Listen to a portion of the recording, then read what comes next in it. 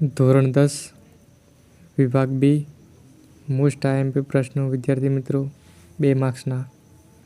પ્રશ્ન નંબર 1, ચાંદલિયો લોકગીતના આધારે રાત્રિનું વર્ણન કરો. પ્રશ્ન નંબર 2, કવિ પક્ષીને પામવા શું કરવાનું કહે છે. પ્રશ્ન નંબર 3, કવિના મતે કોના દર્શન કરવાથી એકોતર ભેટી તરી જવાય છે. પ્રશ્ન નંબર 4, હું સાવજની ત્રાળ એટલે શું. પ્રશ્ન નંબર 5, કવિના પગ આગળ જવા માંડ માંડ ઉપડે છે, સમજાવો. પ્રશ્ન નંબર 6, સફળ તીરથ તેના તનમારે પંક્તિનો અર્થ જણાવો. પ્રશ્ન નંબર 7, વાંસળીના સૂર, માર્ગની ધૂળ, યમુનાના જળ અને રાધાની આંખને શું પૂછે છે, શા માટે. પ્રશ્ન નંબર 8, વતનથી વિદાય થતા કાવ્યમાં કયા કયા સજીવોનો ઉલ્લેખ સરખામણીના સંદર્ભ કરાયો છે. પ્રશ્ન નંબર 9, સત્યના આયુધની કઈ વિશેષતા છે. પ્રશ્ન નંબર 10, ભૃગુના ઉપયાગને ઉપભાગ વિશે કવિ કલાપી શું કહે છે. પ્રશ્ન નંબર 11, કવિ રાજેન્દ્ર શાહ આપણી વ્યથામાંથી કેવી રીતે રસ્તો કાઢવાનું કહે છે. પ્રશ્ન નંબર 12, ઉછરે છે રોજ કાયમથી ફળકમાં દીકરી એમ કવિ શા માટે કહે છે. પ્રશ્ન નંબર 13, મુરલી ઠાકુરને આંગણું મોટું શા માટે લાગે છે. વિભાગ બી 3 ગુણના આઈએમપી સવાલો.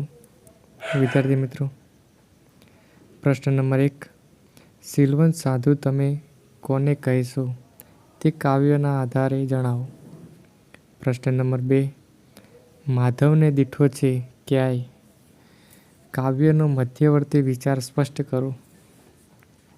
પ્રશ્ન નંબર 3, હું એવો ગુજરાતી કાવ્યમાં કવિએ ગુજરાતના મહિમાગાન માટે પ્રયોજાયેલા વિવિધ સંદર્ભો સ્પષ્ટ કરો. પ્રશ્ન નંબર 4, વતનથી વિદાય થતા કવિની વેદના તમારા શબ્દોમાં વર્ણવો.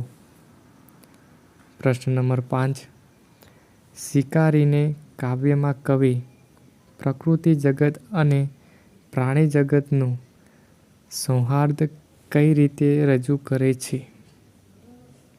પ્રશ્ન નંબર 6, એક બપોરે કાવ્યના આધારે ગ્રામજીવનમાં ખેતરવાડીનું બપોર વેળાનું ચિત્રાત્મક વર્ણન કરો. પ્રશ્ન નંબર 7, ચાંદલિયો લોકગીતમાં આલેખાયેલા કુટુંબ જીવનના સંબંધોનું મધુર ચિત્ર આલેખો. પ્રશ્ન નંબર 8, દીકરી ગઝલ દ્વારા પિતા તરીકે કવિએ દીકરા પ્રત્યેના મનોભાવો કઈ રીતે વ્યક્ત કર્યા છે. પ્રશ્ન નંબર 9, સ્વજનો માટેનો કાવ્ય નાયિકાનો ભાવ ચાંદલિયો કાવ્યને આધારે વર્ણવો. પ્રશ્ન નંબર 10, નરસિંહ મહેતા વૈષ્ણવ ભજનના કયા કયા લક્ષણો જણાવે છે, તમારા શબ્દોમાં વર્ણવો. પ્રશ્ન નંબર 11, કવિ કલાપી શિકારીને કઈ શિખામણ આપે છે. મોસ્ટ આઈએમપી પ્રશ્નો વિદ્યાર્થી મિત્રો 3 માર્ક્સના પૂછાશે.